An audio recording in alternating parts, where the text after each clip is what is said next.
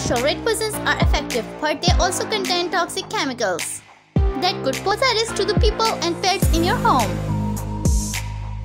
As an alternative, you can make rat poisons at home from common household items like cornmeal, plaster of Paris or flour. Though these are less toxic, you should still keep them out of reach. And kids and pets when possible, as they should not be ingested.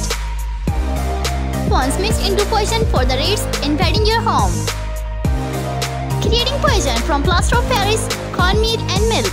Mix quarter LB 110 gram of plaster of Paris and quarter LB 110 gram cornmeal in a large bowl. Combine equal parts of these ingredients by weight in a bowl. You can get plaster of Paris at craft stores or home improvement stores and cornmeal at any grocery store. If you don't have a way to bag it, try 2 to 3 cups, 110 gram of each.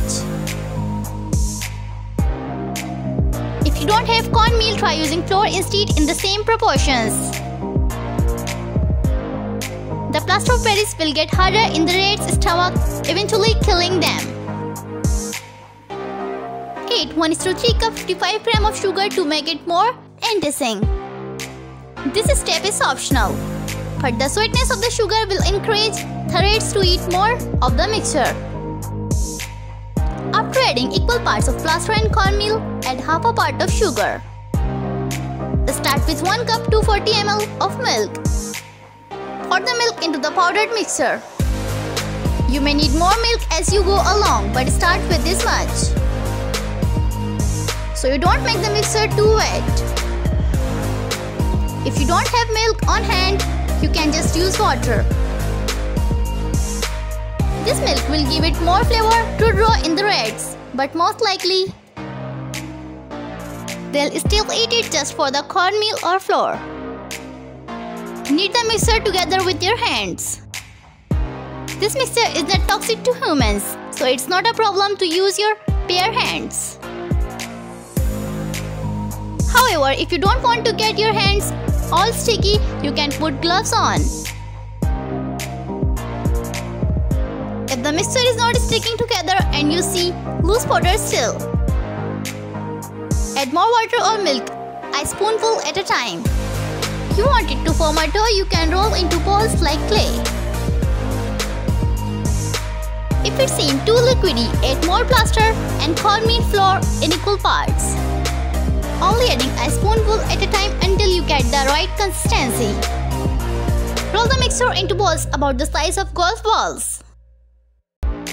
Pinch off some of the dough and roll it between your hands to form a small ball. You can make them even smaller if you prefer. The rats will eat them either way. Place the balls where you see evidence of rats out of reach of children and pets and check back in a day or two to make sure they are eating the balls. If they are not, you may need to move the balls. If the rats still aren't interested, you may need to make a new set. Killing rats with baking soda. Baking soda is one of the most popular thyroid poison options you find on the internet. It is cheap, readily available and safe for children and pets. The thought behind killing rats with baking soda is based on the idea that rats cannot burp. It is actually sodium bicarbonate and will readily decompose to produce carbon dioxide gas under acidic conditions. So the rat eats baking soda, which then comes into contact with acids in the rat's stomach. The baking soda turns into a bunch of gas that the rat can't expel, which somehow then kills that rat. Let's look at what the numbers say.